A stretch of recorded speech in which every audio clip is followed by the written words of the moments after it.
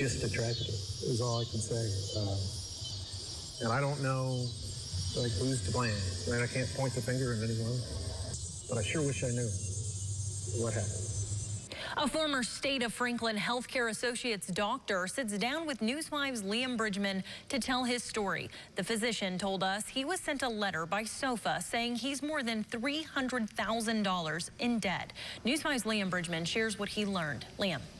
And before we begin, it's important to break down why more than a dozen SOFHA physicians are facing tens of thousands of dollars and in some cases hundreds of thousands of dollars worth of debt.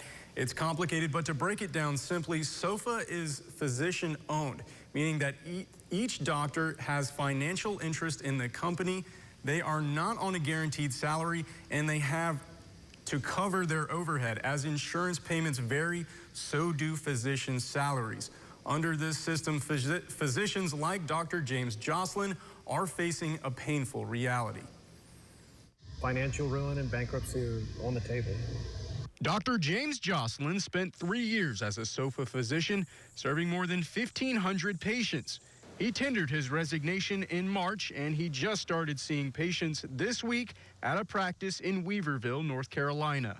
I'm fortunate to work in a field where you can just get lost in the work, and in a good way, and focus on taking care of other people helps you not feel so sorry for yourself.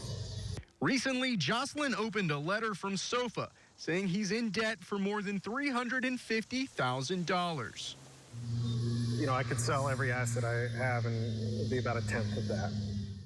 The first red flag went up in 2024 for Jocelyn and other physicians. He says prior to SOFHA transitioning to an employee-wide stock ownership plan, some doctors could expect a significant bonus.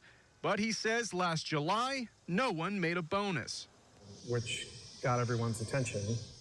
Then he says they looked at the numbers.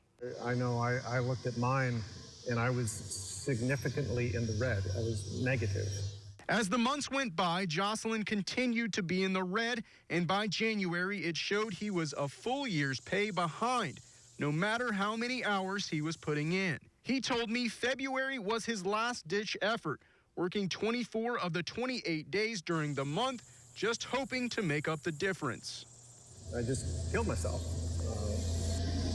And I could come home and see, you know, my wife, my 4 kids, that it was killing them, too.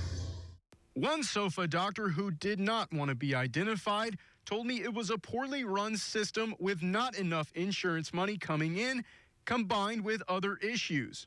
As for Jocelyn, with 4 kids and a mortgage to pay, he says he had no choice but to resign. And with a non-compete agreement in his contract, he was forced to practice out of state. You could listen to my sob story, and you know, I can tell you what a victim I am, but the real losers are the people in the area, right?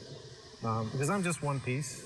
I like to think a lot of my patients liked having me. I know I loved having them as my patients, but I'm just one of many doctors.